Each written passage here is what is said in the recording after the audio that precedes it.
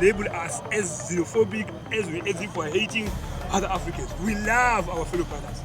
We know their contribution to our struggle as South Africans. We know that they all contribute, but we are saying migration must be lawful. Document Continente que everybody. deveria estar unido. Cada dia que passa, o continente mostra que essa não é a sua intenção, nem o seu plano. Se separa cada dia que passa. A situação que está a se passar na África do Sul, acredito que muitos de vocês sabem. Mas o que aconteceu comigo na África do Sul durante os 6 anos que eu vivi lá, você ainda não sabe. Por favor, se queres saber, aproveita e já deixa um like nesse vídeo. De qualquer forma, eu vou contar para vocês mesmo se você não pôr o like. Mas eu gostaria que você me ajudasse colocando um like nesse vídeo e aproveitar e subscrever no canal. Eu vou contar o que mais ninguém contou sobre o sul-africano. Por favor, aproveita, subscrever o canal e fica até o final deste vídeo. Infelizmente, o que tem acontecido na África do Sul não é um caso isolado. Todo mundo sabe, todo mundo já ouviu. Países que estão no continente africano a negar que são africanos. Algumas nações ainda em África, não sei o que se passa nas suas cabeças, que até o momento não descobriram que a África não é um continente com apenas um tipo de raça. Eu não sei. De norte a sul, se repararmos em cada país, vamos conseguir ver as diferenças. Mas os que têm a pele um pouquinho mais clarinha do que as outras, acham que são superiores aos outros, acham que não fazem parte desse continente. E o engraçado é que eles chamam negros nos outros negros. E a pergunta é, quem realmente é negro? Quem deve ser realmente considerado negro? Países como a Somália, Cabo Verde, Eritreia, Etiópia. Ainda nesses anos, você consegue encontrar um número de pessoas que fazem parte dessas nações que não consideram-se africanos e não consideram-se negros. Por quê? Porque tem o cabelo um pouquinho mais liso, porque tem a pele um pouquinho mais castanha, mais amarela. Então, para eles, apenas os nigerianos, os angolanos, os congoleses, esses são negros. Família, quem a gente realmente pode chamar de negro? Se você sabe, aproveita já escrever aqui nos comentários, dá a tua opinião, porque nós sabemos de quem é a culpa, mas também sabemos de quem é a responsabilidade de mudar a ideia distorcida. Por exemplo, vou dar aqui um exemplo, antes de focar e entrar na situação que tem acontecido ou que está acontecendo na África do Sul e da experiência que eu tive com os sul-africanos. Aqui na Áustria, provavelmente em alguns países da Europa, alguns países da Europa que não têm uma grande comunidade de negros assim. Aqui na Áustria, ou em Salzburgo, eu não quero cometer erro, onde eu moro não tem tanto negro assim. Então você pode ficar um mês sem ver negro. Isso se você não tiver amigos, né? Negros. Pode ficar um mês, 2 meses sem ver negro.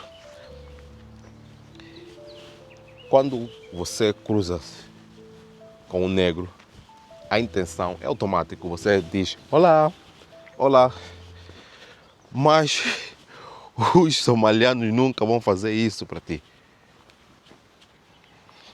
Posso estar a exagerar, mas não é muito comum ter essas reações ou ter essa troca de saudações com os somalianos.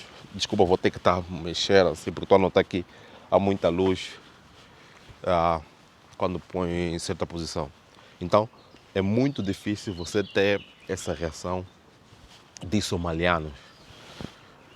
Eu não sei o porquê, mas eu já ouvi muitas das vezes somalianos a negarem que são negros. Não vai ser eu, não vai ser você que tem que mostrar para ele que são negros. Pode ser que eles estejam certos. Pode ser que eles estejam certos. A forma deles pensar. Mas agora, eu vou voltar a perguntar. Quem é negro? Quem é negro? Quem é africano? Para você ser africano, o que é que tu tens que ter? Como é que tu tens que parecer? Como é que tem que ser a tua aparência? Por favor, família. Até hoje é uma situação que não deveria ser situação. Mas temos que falar dessa situação, porque se a gente não falar, quem vai falar? Se a gente não começar a resolver os nossos próprios problemas, porque é o que os sul-africanos estão a pensar nesse momento. Eles pensam que estão a resolver os seus próprios problemas. Quem vai fazer isso por nós? Quem por nós? Eles expulsam os imigrantes porque querem resolver os seus países. E eles acham que os africanos também devem voltar aos seus países e resolverem o que está mal nos seus países. Como diz o João Lourenço, o presidente de Angola, melhorar o que está bem, corrigir o que está mal. Então é o que está a acontecer na África do Sul. Não é da melhor maneira, não é assim que se resolve um problema com violência, mas eles acham que é assim que resolvem os seus problemas, porque sempre foi desse jeito. Sempre resolveram os seus problemas com violência. Família, é muito triste, muito, muito triste. Não vamos apenas apontar dedo nos sul-africanos. Nós, africanos, temos muito problema. Muito problema. Eu vou contar o que aconteceu comigo quando eu era estudante, imigrante na África do Sul. E você vai se surpreender o que os sul-africanos fizeram comigo. Por favor, te peço mais outra vez, subscreve no canal. O que aconteceu é o seguinte, deixa o teu like. Acho que tenho que começar do princípio, né, do começo da minha vida na África do Sul até quando eu deixei aquele país. Então, família, eu tinha 19 anos, eu estava com 19 anos naquela altura, quando eu fui para a África do Sul. Havia a necessidade de dar continuidade aos meus estudos, já tinha terminado o ensino médio. Então, depois de ter uma grande dificuldade para ingressar no ensino superior em Angola, graças a Deus, acho que também foi muito bom não ter estudado em Angola. Então, a família fez o que tinha que fazer e aconteceu essa oportunidade de eu ir para a África do Sul. Com 19 anos, jovem, inexperiente, mas naquela altura eu achei que já era alguém experiente. Então, um jovem de 19 anos achava que era maduro o suficiente para os desafios de ser imigrante. Então fui para a África do Sul. No primeiro ano eu tive na casa de um primo meu, mas infelizmente as coisas não aconteceram do jeito que ele planejava, como eu planejava. Então houve a necessidade de eu viver sozinho. Então acho que fui viver sozinho com 20 anos. Sozinho, completamente sozinho. Então, aí seria a minha primeira vez a estar a pagar a casa, a estar a pagar a escola, fazer tudo sozinho. É aí onde eu notei que não estava preparado naquele momento. Por que eu estou a falar disso? Vocês vão entender durante, né, a história por que eu estou a falar disso. Então, houve muita dificuldade mesmo. Eu com 20 anos ter essa experiência, mas as coisas tornaram-se muito mais difíceis quando em Angola, não sei se vocês lembram-se, o governo de Angola cancelou os cartões Visa. Muitas pessoas ficaram sem receber dinheiro no exterior. Então, eu fiquei sem nada. Para receber dinheiro era luta. Algumas pessoas tinham, né? Alguns angolanos tinham. E eu, por favor, eu quero que vocês, pessoal, prestem muita atenção nisso. Eu conhecia muitos angolanos, né? É importante que eu fale disso. por favor, aproveita e já deixar um like e subscrever neste canal. Então, eu conhecia muitos angolanos que tinham cartões, conhecia alguns que estavam na mesma situação que eu, mas essas pessoas que estavam na mesma situação que eu não poderiam me ajudar. Mas os que estavam em melhores condições, essas pessoas também não queriam ajudar. E algumas pessoas conseguiram transformar aquilo como um negócio, você para receber o dinheiro ou para a tua família enviar dinheiro na conta dele e essa pessoa disponibilizar o cartão dele para você poder tirar o dinheiro, você teria que pagar uma quantia. E assim foi correndo as coisas. E eu, infelizmente, não tinha bons compatriotas angolanos, não tinha bons amigos angolanos. Eu tinha um rapaz angolano que eu considerava um amigo, e você sabe, quando você é imigrante, qualquer angolano que você tem aquela conexão, e mesmo que você não tenha, mas quando você veja um angolano, você distante da pátria, você sente que, esse é meu, percebes? Esse é meu, e então você cria aquela sensação de irmandade, você quer estar mais próximo dessa pessoa, quer se conectar, quer ficar com o teu povo. Então foi isso que aconteceu. Então eu considerava aquele amigo como um irmão. E essa pessoa tinha cartão, vivia em boas condições, mas eu estava passando muita dificuldade e eu pensei muito sobre ficar na África do Sul ou voltar. Mas também já estava numa posição que eu não poderia recuar. Eu já tinha começado e também eu não me lembro das coisas que eu começava e não terminasse. Eu começo sempre uma coisa, mesmo se não der certo, mas eu tento. E eu não gosto de ter esse sentimento de que deveria ter continuado. Se eu soubesse, não, eu não gosto. Então, eu pensava, volto em Angola, eu fico mesmo aqui na África do Sul. Alguns amigos, infelizmente, voltaram na banda, voltaram em Angola. E eu não tinha como, porque eu já estava no meio do caminho, já estava na faculdade, então era necessário que eu continuasse. Apesar de estar no princípio, que eu ainda estava no princípio, poderia voltar atrás. Mas eu sentia que não deveria. Eu sentia que teria mesmo que ficar aí no país e continuar até terminar. Então, família, vocês podem imaginar alguém que às vezes nem tem dinheiro para comer, nem tem dinheiro para pagar a renda de casa. Como você vai estudar? Como você vai assimilar? Mas quando eu digo não tem dinheiro para comer, não é falar só por falar, é mesmo não ter dinheiro. Família. Eu me lembro que muitas das vezes a gente fazia arroz branco, se tivesse um pouquinho aí de repolho, a gente fervia o repolho, esmagávamos o repolho, metíamos de lado, dá uma colher no arroz, uma colher no repolho. Tem tanta história para contar sobre a África do Sul. Mas o mais importante, o que eu quero que vocês saibam sobre o sul-africano, está por vir. Por favor, fica ali, aproveitem deixar o like, tem algo muito importante. E é também bom para mim, nunca antes fiz uma gravação acerca disso, mas é importante que eu desabafe isso e também isso possa servir como incentivo para quem está num país novo e está a ter a dificuldade agora. Então isso que seja um vídeo de motivação, né? E que não desista. Então muitas das vezes a gente fazia, quando a gente tinha dinheiro, quando a gente conseguia receber o dinheiro de Angola, quando eu conseguia receber o dinheiro de Angola, fazia já uma panela de feijão. Eu acho que a minha história, muita gente vai se rever na minha história. Eu fazia já uma panela de feijão. Eu chamava água no mambo. Um Gimbi, se tiveres a ver o vídeo, confirma aí. Então eu fazia a panela de feijão, sempre que tirava uma colher de feijão, metia água.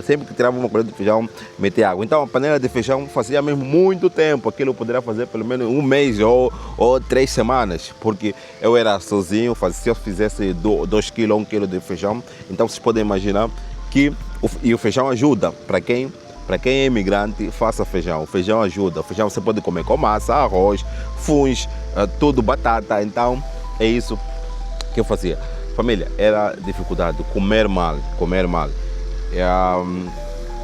Mas o que me deixava mais triste naquela situação, o que me deixava desamparado, eles não têm culpa, né, de eu ter passado, de eu ter estado a passar aquela situação, mas me deixava triste porque, como angolano, eu esperava o acolhimento dos meus irmãos, eu esperava o acolhimento dos outros angolanos, mas infelizmente não foi aquilo que aconteceu. O que aconteceu era o seguinte: as pessoas que não faziam parte da mesma comunidade que eu, como os congoleses, os namibianos, os sul-africanos, são as pessoas que me estenderam a mão quando eu mais precisei.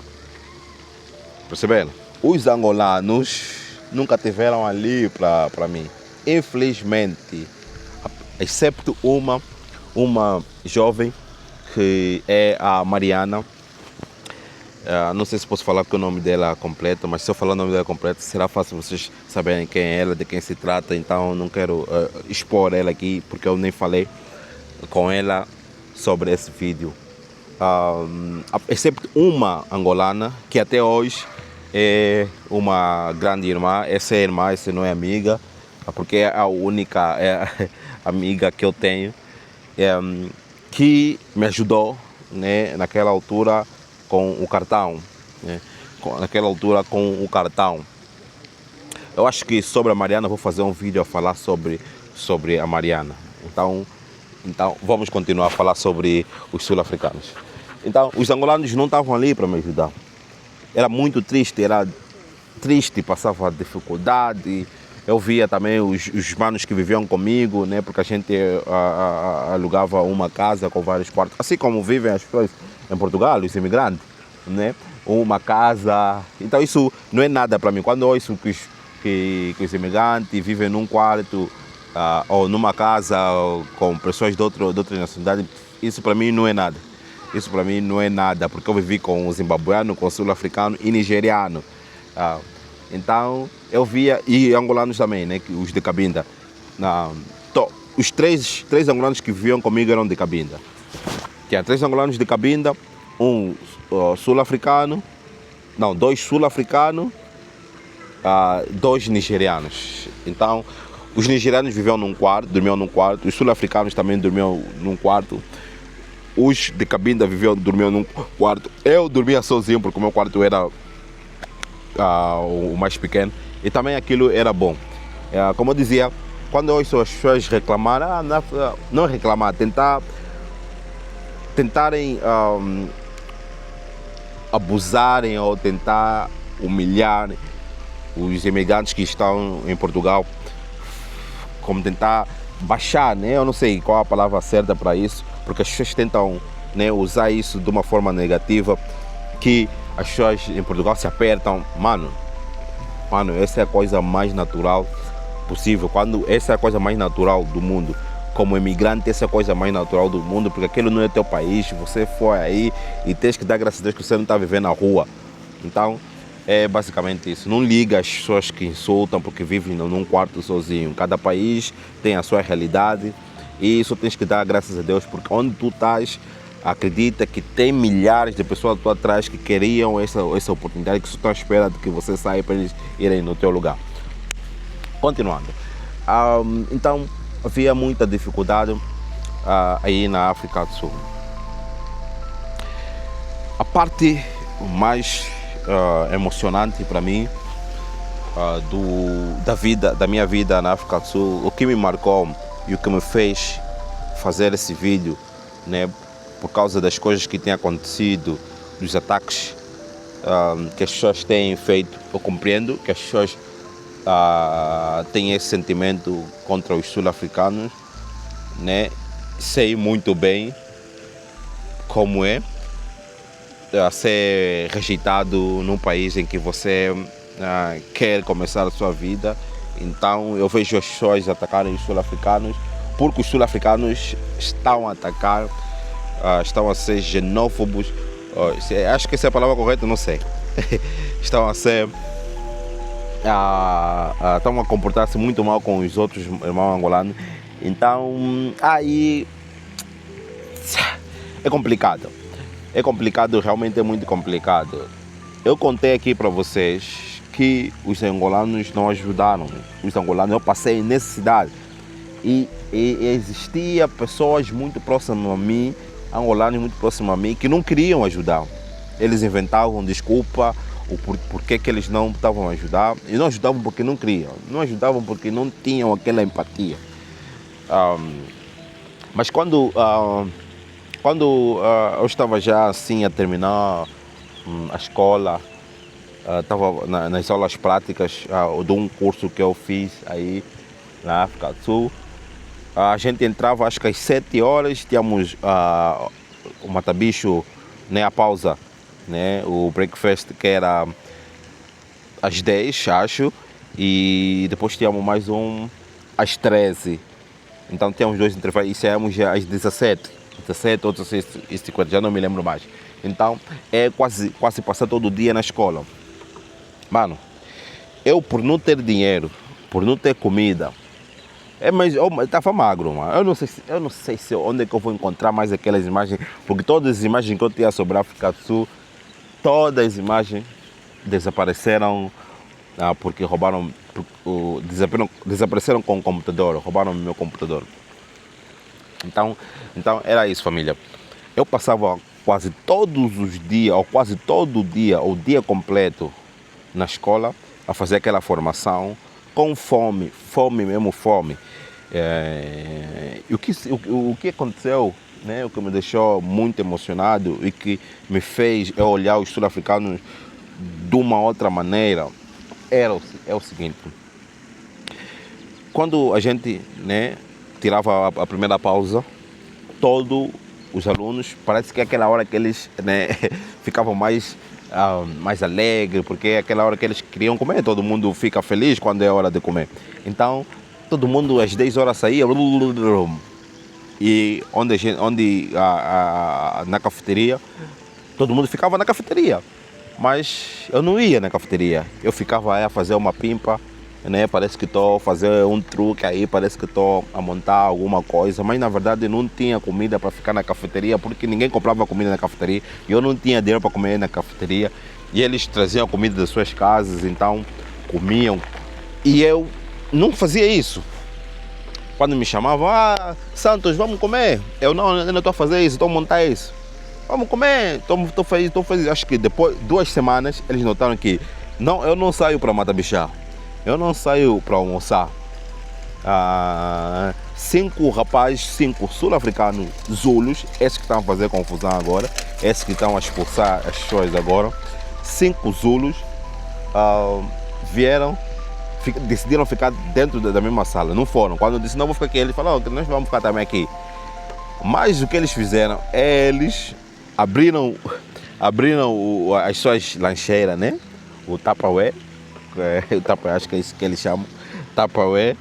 Abriram as suas lancheiras e começaram a comer. E eles notaram que eu estava ali e não estava a comer. Eles dividiram a comida.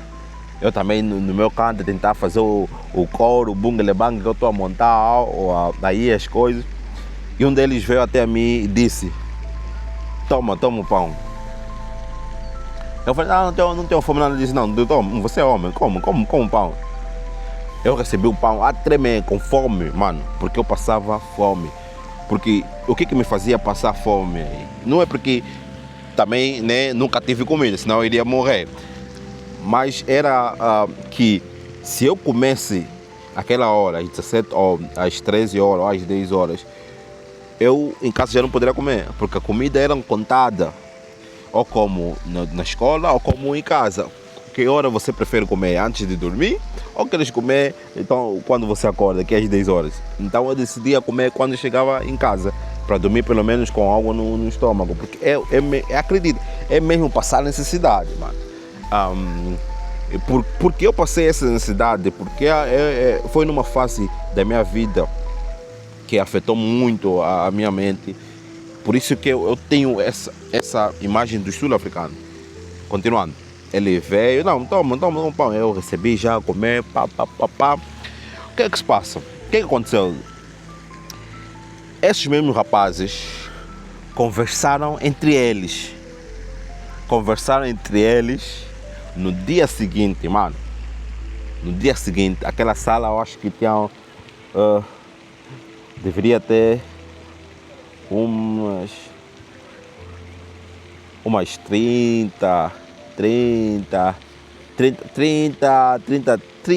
40 pessoas no máximo. Aquela sala devia ter umas 40 pessoas no máximo, 40 estudantes no máximo. Mano, dia seguinte, e a maioria eram meninas, né? Olha, essa também é uma coisa que é debater para as sul-africanas realmente gostam de estudar.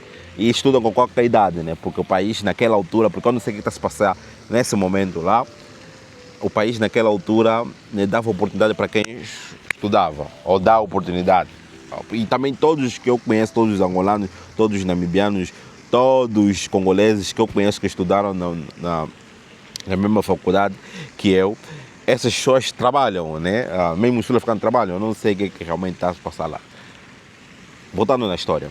Então, no dia seguinte, essas pessoas, família, essas pessoas, quando tocou às 10 horas, a hora de tomar o pequeno almoço, o mata-bicho, eles chamaram e eu continuo com a minha técnica, não estou a fazer isso, não. Chamaram todas as moças, todas as colegas me pegaram na mão. Vamos. Porque eles já sabiam, na verdade, o que aconteceu foi o seguinte, esses 5 rapazes conversaram entre eles, eu era o único angolano naquela sala, o único também estrangeiro, conversaram entre eles e todo mundo sentaram, fizeram tipo uma roda assim, eles a comerem. Todo mundo, Santos, pega isso. Todo mundo me ofereceu comida. E está a pensar que foi só naquele dia? Não. Desde aquele momento, todos os dias os sul-africanos, eu não sei se eles sabiam, olhando pelo meu rosto, que eu todos os dias estava com fome. Todos os dias, até terminar o curso, os sul-africanos, as sul-africanas, deram-me comida, todos os dias, tinha sempre alguém, não, o Santos não comeu, eles, cada um tem a comida dele, mas lembravam sempre que o Santos não comeu. O que eu quero dizer, contando para vocês o que se passou comigo? Vou repetir, família, essa foi uma das fases mais tristes para mim na minha vida. Então, o que aqueles sul-africanos fizeram para mim, e são os Zulus, não são Xhosa, são os Zulus, vieram lá de KwaZulu-Natal, Durban, Johannesburgo, então eles eram mesmo Zulus, esses que estavam a fazer a própria confusão, são as pessoas que me acolheram, são as pessoas que me trataram com muito carinho, muito amor. Não foi apenas essa situação, foi outras situações antes de acontecer isso, que eles me ajudaram. Por exemplo, por acaso, quando começou essa cena de xenofobia, ou eu não sei se posso falar isso, quando começou essa cena de sul-africanos atacarem estrangeiros, eu liguei para um dos meus amigos, Malulek, eu sei que ele segue o canal, a perguntar o que realmente se passa. Esse Malulek não estava nesse grupo, é um sul-africano também que fez muito para mim, é um sul-africano que me acolheu como... Eu nunca senti que eu era estrangeiro naquele país. Eu fui muito bem recebido, os sul-africanos me receberam muito bem, família. É triste o que está a se passar na África do Sul. Eu contando essa história, não quero discordar ou fazer com que vocês tenham uma outra imagem dos sul-africanos, mas eu quero que vocês entendam que não é todo sul-africano que age desse jeito, né? E não é todo sul-africano que age desse jeito, por mais que a gente veja essa imagem, né? Mas não é todo sul-africano desse jeito. Quando eu cheguei na África do Sul, mesmo antes de chegar na África do Sul, eu já ouvia: a África do Sul são maus, fazem isso, nunca se junta com eles, não faz isso com eles, mas são eles que me ajudaram com o meu inglês, são eles que me ajudaram quando eu mais precisei, feliz ou infelizmente, eu não sei, não, excepto a Mariana, que eu vou fazer um vídeo a falar sobre ela, excepto a Mariana. Quem de vocês aí, angolano, que estudou comigo, que me conhece na África do Sul, me ajudou quando eu realmente precisava? Escreva aí nos comentários. Me desmascara, me desmascara, preciso. Não, eu estou a falar daqueles que eu pedi ajuda, né? Pedi ajuda, porque eu posso estar... Mas eu não me lembro, mas por favor, me desmascara. Me desmascara. Quem realmente me ajudou. Mas isso não quer dizer que eu não conheci excelente pessoa. Eu conheci pessoas maravilhosas, angolanos maravilhosos, que eu vou levar o resto da minha vida, como o JP, esse aqui eu não posso esquecer, o Cota Achado, ele chama o Cota Achado. Coitado, ele também não tinha muito para me ajudar. Esse também acredito que já me ajudou, mas me ajudou porque ele realmente gostava de mim, ou gosta de mim como um amigo. Mas aqueles que eu realmente precisei, quando eu realmente precisei, aqueles que eu fui pedir ajuda, essas pessoas não estavam lá. Então os sul-africanos são as pessoas que me ajudaram, são as pessoas que me receberam muito bem. Eu acredito que a minha história, alguns de vocês, eu não sei se sou sortudo, eu não sei se é o quê, mas tive uma história, ou uma experiência excelente com os sul-africanos. É triste o que está a se passar lá, mas como eu disse no princípio, isso que se passa na África Sul não é um caso isolado. Nós africanos temos problemas seríssimos. Se for a considerar os países que realmente sentem-se e sabem que são africanos, talvez só vai ficar uns 20 países. E a África é um continente com 54 países. Então, família, cuidado se você está aí na África do Sul, cuidado com os sul-africanos. Mas se um sul-africano tratar-te bem, acredita que essa pessoa realmente te gosta e podes ter a certeza que essa pessoa vai te proteger quando ela deve te proteger. Se você acha que ele nunca foi teu amigo, então nunca foi mesmo teu amigo. Então é basicamente isso, família. Há muitas histórias da África do Sul que eu tenho aqui para contar. Eu acho que eu vou fazer parte 2 da minha vida na África do Sul, mas só queria contar para vocês essa história, que acho que também já foi muito longa. Então dá a falta de ajuda que eu não tive dos angolanos e das ajudas que eu tive dos sul-africanos. Família, muito obrigado se ficou até o final do vídeo. Acredito que fiz aqui alguma pequena confusão ao contar a história. Eu não sou historiador, preciso aprender a contar a história. É que quando eu falo disso, isso faz com que eu fique um pouquinho emocionado. Mas eu acredito que o mais importante é conseguir passar para vocês. E se ainda não é inscrito no canal, subscreve no canal, deixa um like, deixa mesmo um like nesse vídeo. Vou esperar só pelo menos 5 segundos para você deixar só um like, não vai custar nada em ti.